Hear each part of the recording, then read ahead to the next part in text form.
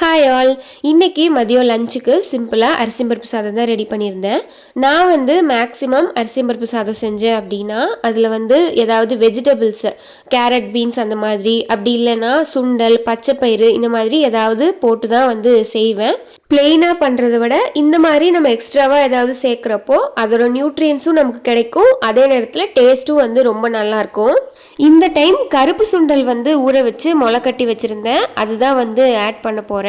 ஸ்ப்ரவுட்ஸில் வந்து fibre and protein வந்து ஜாஸ்தியாக இருக்கும், அதனால நம்ம அடிக்கடி ஃபுட்டில் சேர்த்துக்கிறது வந்து ரொம்ப நல்லது. எப்பவும் போல தான் வெங்காயம் தக்காளி வதங்கினதுக்கப்புறமா நம்ம ஸ்ப்ரவுட்ஸ் ஆட் பண்ணி மிக்ஸ் பண்ணிவிட்டு அதுக்கப்புறமா அரிசி போட்டு தேவையான தண்ணி ஊற்றி நம்ம விசில் விட்டு எடுத்துக்கலாம்.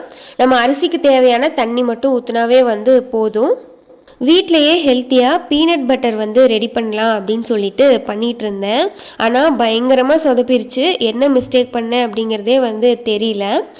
1 கப் நிலக்கடலையை வந்து நல்லா வறுத்துட்டு ஆறுனதுக்கப்புறமா தோல் எடுத்துட்டு ஃபஸ்ட்டு வந்து சின்ன ஜாரில் தான் போட்டு அரைச்சி எடுத்துக்கிட்டேன். அரைக்கிறப்பவே ஓவராக வந்து ஹீட் ஆச்சு. ஸோ அதனால் கொஞ்ச நேரம் வச்சு விட்டு தான் வந்து அரைச்சிக்கிட்டேன். ஆனால் கடைசி வரைக்கும் பட்டர் கன்சிஸ்டன்சி அப்படிங்கிறது வரவே இல்லை. சரி, ஹீட் ஆகிற தான் வரல அப்படின்னு நினச்சிட்டு செகண்ட் டைம் வந்து கொஞ்சம் பெரிய ஜாரில் போட்டு ட்ரை பண்ணியிருந்தேன். ஆனால் அப்போவுமே பட்டர் கன்சிஸ்டன்சி வந்து வரவே இல்லை, புளிஞ்சா எண்ணெய் தான் வந்துச்சு.